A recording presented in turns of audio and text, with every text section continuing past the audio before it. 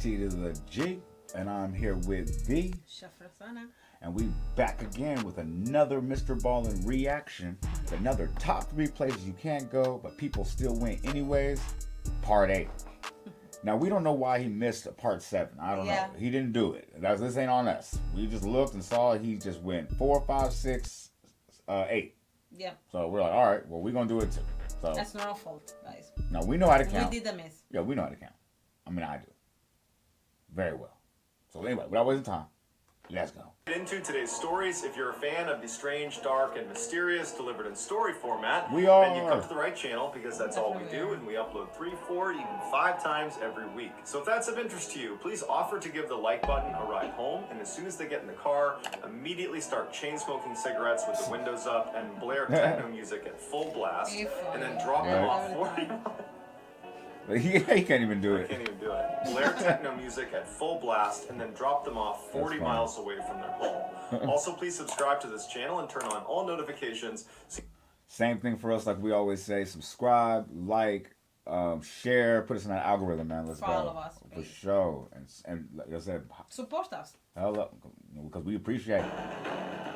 Let's get it. What's this one? The Descent.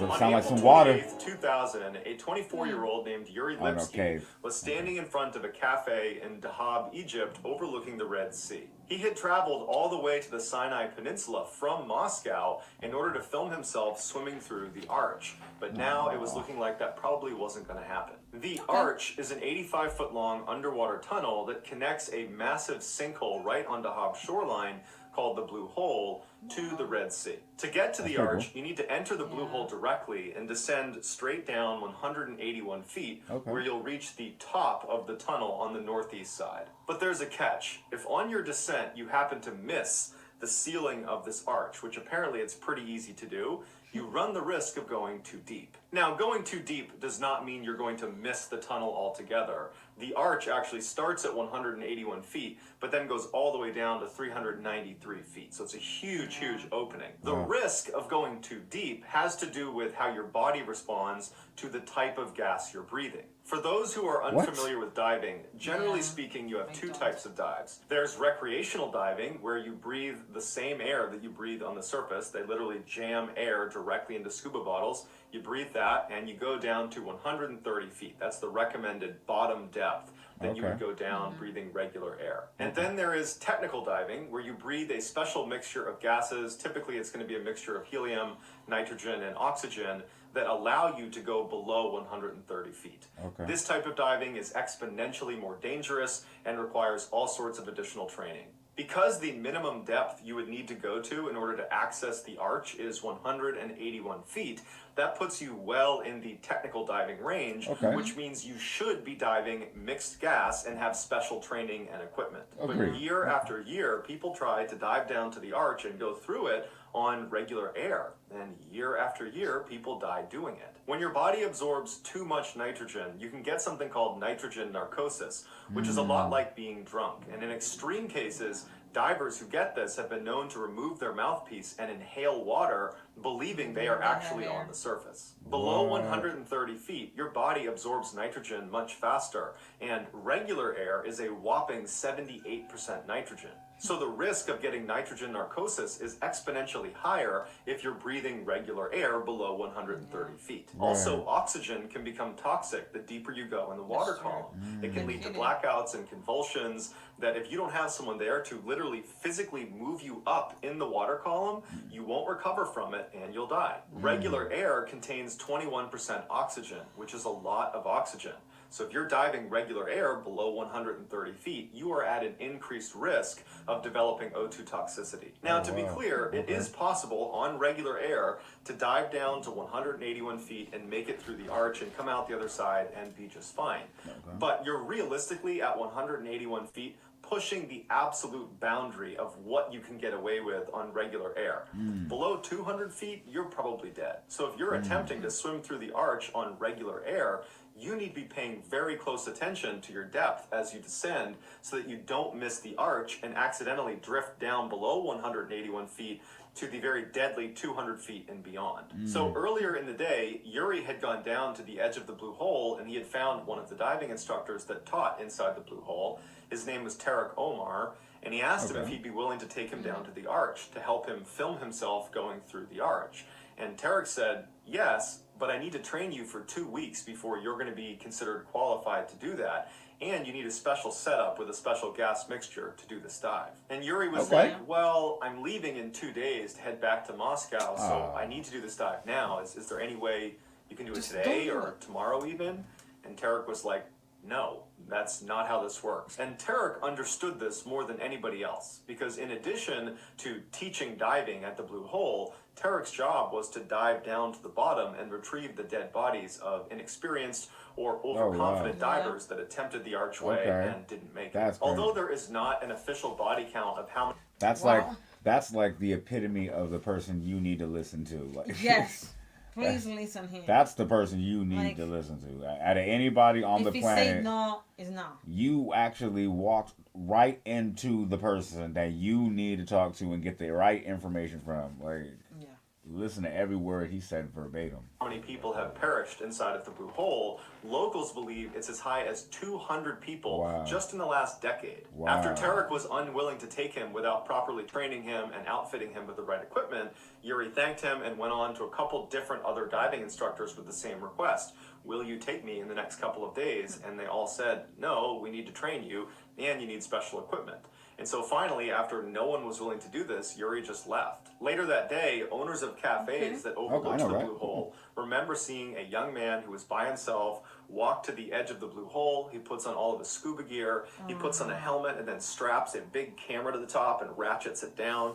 And then after he's got all his stuff on, he jumps into the blue hole and he disappears. That man was Yuri. A few days later, Yuri's family back home in Moscow did not see him get off the flight he was supposed to be on, and they reported him missing. Tarek Omar...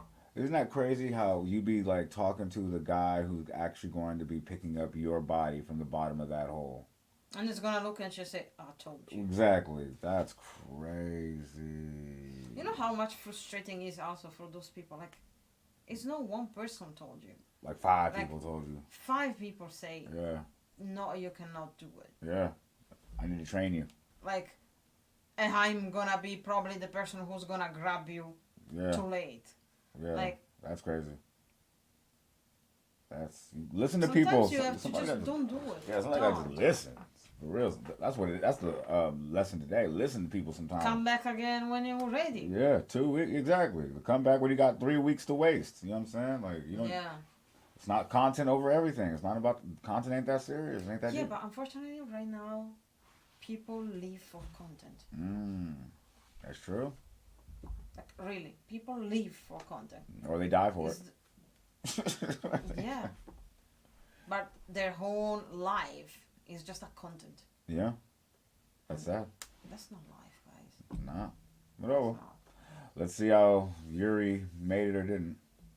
Was contacted to go down into the blue hole and see if Yuri was down there. Tarek hopped in the blue hole, he went to the bottom, and sure enough, lying face down at the bottom was Yuri. When they brought Yuri to the surface, they realized his camera had been running the whole time, and he had actually filmed his final moments. Yuri's final video exists online, so you can watch it for yourself, but here is a description of what happens. After situating his camera on his head just the way he wanted it, he hit record, and then he jumped into the water. It was determined later on that Yuri was breathing regular air out of his tanks. The camera submerges under the water, and then Yuri begins to sink very quickly into the blue hole. But his breathing seems normal, and he's not thrashing around, so it seems like it's a controlled descent. But at some point, you hear Yuri trying to activate his buoyancy compensator. Basically, it's this life jacket, to describe it simply, that sits on your gear, that you have a demand valve where you can inflate and deflate the air into it to neutralize your buoyancy. Or, in an emergency situation, you can fully inflate it and stop yourself from sinking. In fact, you'll rise to the surface. But he's trying to activate his buoyancy compensator to slow down his descent, and the air is escaping his compensator. There's a leak, and he can't slow down his descent. Now, Yuri was wearing a weight belt, which is very common in diving. In fact, I don't really know of all that many dives that you wouldn't use a weight belt. And any diver knows that there is a quick release function on your weight belt. Specifically, if you're in an uncontrolled descent or if you're in an emergency situation and need to get to the surface, you can jettison your weight belt. which you would know if you had 2 weeks of training, maybe. I'm just saying. And go to the surface. But Yuri was panicking and he was fixated on his buoyancy compensator that he was desperately trying to activate, and it was failing, and so he's not going for his weight belt. And then he rockets past the entrance to the arch. So he goes below 181 feet, he goes below 200 feet, and he goes all the way to the bottom where he hits the bottom at 392 feet. And then he begins to slide because the bottom of the blue hole was actually at an angle, and that archway went all the way to the bottom of the hole. And if you slipped out of the blue hole, it was a sheer drop off for thousands of feet. Wow. And you see on camera, Yuri rolls over and he's desperately clawing into the mud to stop himself from sliding out of the blue hole to definite death. And he's trying to get himself to stop, and finally he anchors himself in the dirt. And it's calm for a second, and he's kind of looking around. It's very clear he's confused, and then it goes still. And it's believed at this point he either removed his mouthpiece because of nitrogen narcosis, he pulled it out and inhaled water, or he was dealing with O2 toxicity and he blacked out and the mouthpiece came out. But either way, he drowned. Dang, that's crazy. Wow. Situated an hour's drive from Johannesburg in South Africa lies Sterkfontein Cave.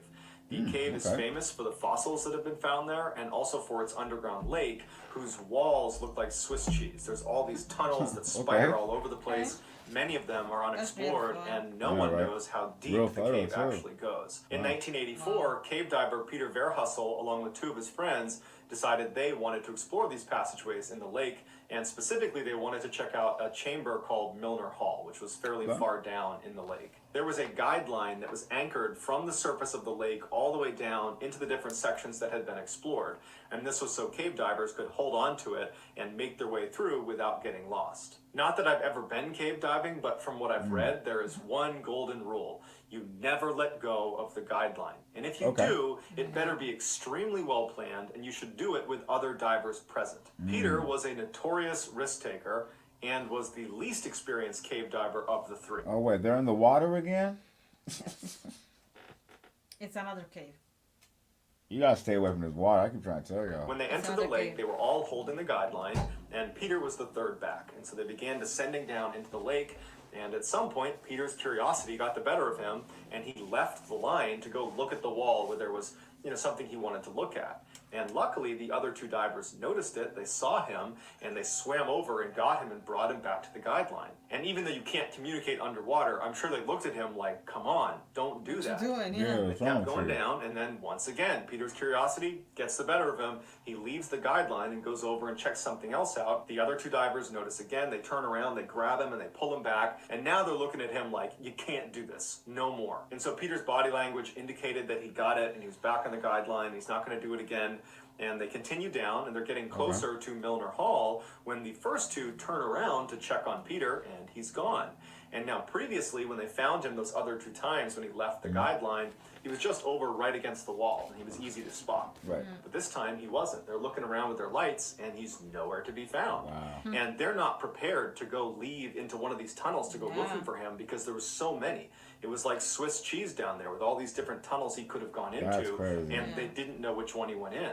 And so after kind of waiting and looking around for a couple of minutes, thinking maybe he'll come back, they were running out of air and they had to go to the surface. So the two men surface, they call the police, they explain what happened. Rescue divers are sent to the cave to go looking for Peter, but by the time they even got there, it had been several hours. It takes a while to mount this type of search, and Peter only had one tank of air. And so if he hasn't surfaced by now, the thought is he's drowned at this point. But the rescue divers go into the lake, they head down to the area where Peter was last seen, and they look around and they can't find him, and they surface pretty quickly, and they say, look, we're just not prepared to look through all these different tunnels he could have gone in just to find his body. Because at this point, there's no way he's alive. He's been down here for hours, he doesn't have enough air, and one of the rescue divers is going to get trapped in one of these tunnels, and we don't want to lose anyone, so we're terminating the search. Peter's friends are devastated, and they say, hey, can you let us go down and look for Peter's body for his family?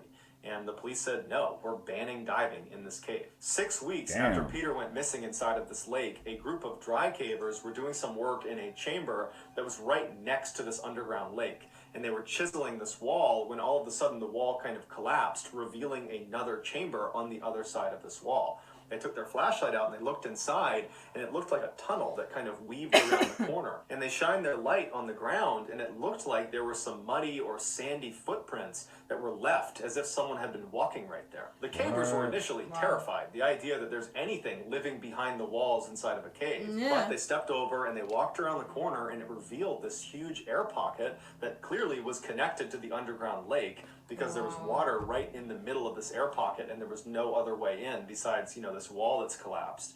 And in the middle of the water, there was this island. It was like this sandy, muddy, rocky island right in the middle of this air pocket. And laying on the island was Peter. In a stroke of luck, after Peter went missing from his dive, he had discovered this air pocket, and he had surfaced and climbed onto this island. He knew he didn't have enough air in his air tank to get to the surface again, and so he figured, okay, I'll just sit on this island. There seems to be enough air in here for me. I'll wait until my dive buddies invariably go get help and come down here and rescue me. He sat inside of that air pocket for 3 weeks, waiting for a rescue that never arrived. Before he ultimately died of starvation, he wrote a message in the sand to his mother and to his wife, telling them that he loved them. To this day, diving is still prohibited inside of Sterkfontein Cave. Wow, I ain't gonna lie, that's crazy. He's like, I know my people gonna come look for me. Like, and they were like, no, we banned it, sorry. Like, they couldn't rescue him. They couldn't. They didn't know. I mean. You know how bad they're gonna feel, like their friend, like. They gotta feel like shit after that. Now they gotta feel, because they heard it. You know, they heard the story. Their friends gotta feel like shit. That's bad. Yeah, but I mean, he wasn't listening.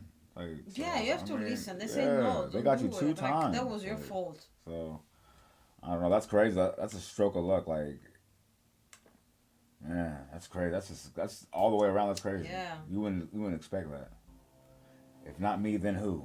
A little after 1:30 in the morning on June 17th, 2017, 34 U.S. Navy sailors were asleep inside of berthing compartment number 2 on the USS Fitzgerald.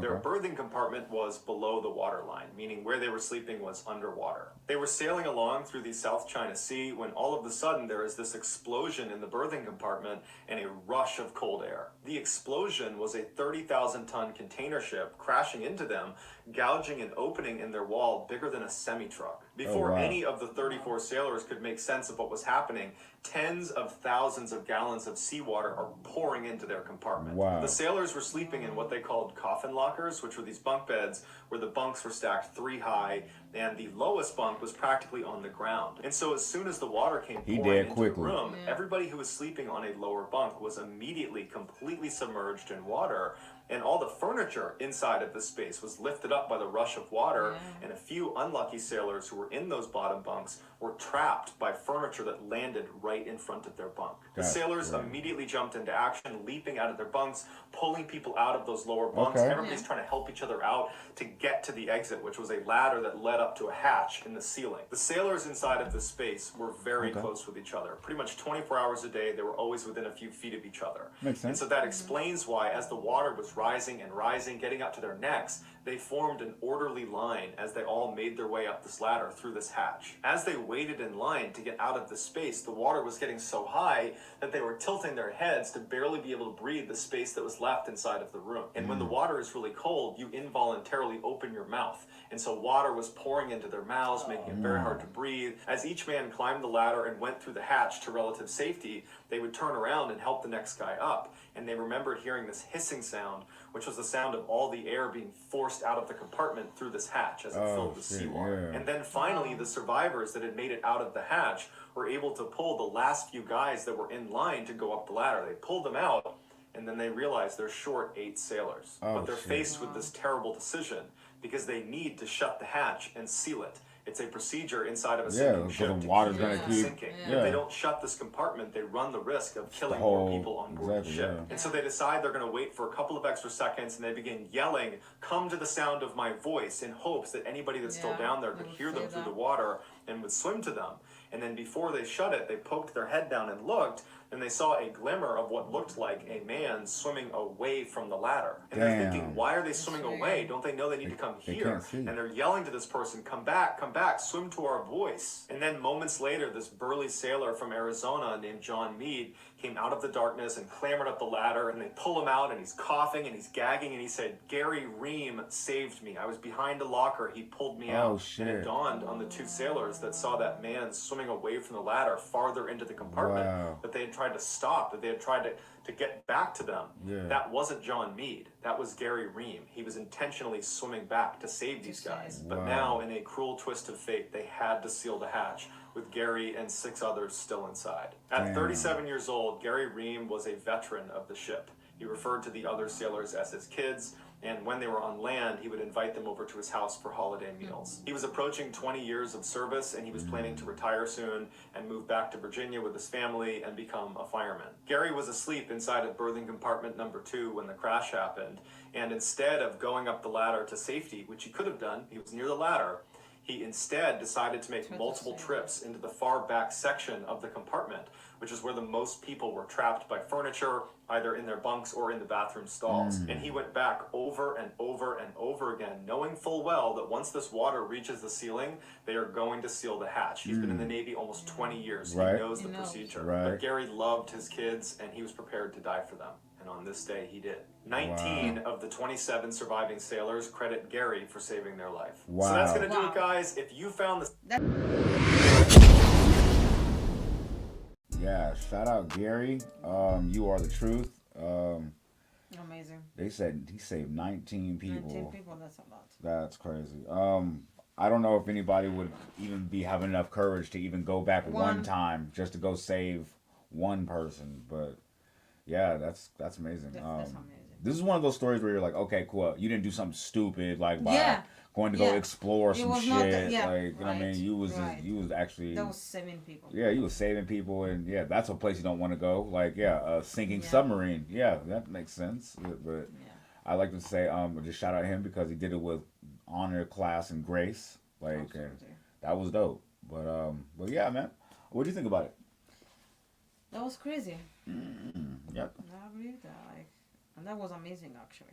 Yeah. What I did. I like how it turned heroic at the end. Yeah. Yeah.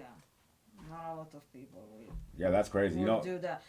Like, it was by the ladder when it happened. He could have been left. Yeah. At home right now. Could be one of the first. Yeah. But I did. At 19 people. Yeah. That's not just one. That's 19 people. That's a lot. That means 19 people got to live a life because he sacrificed his. That's amazing. Like.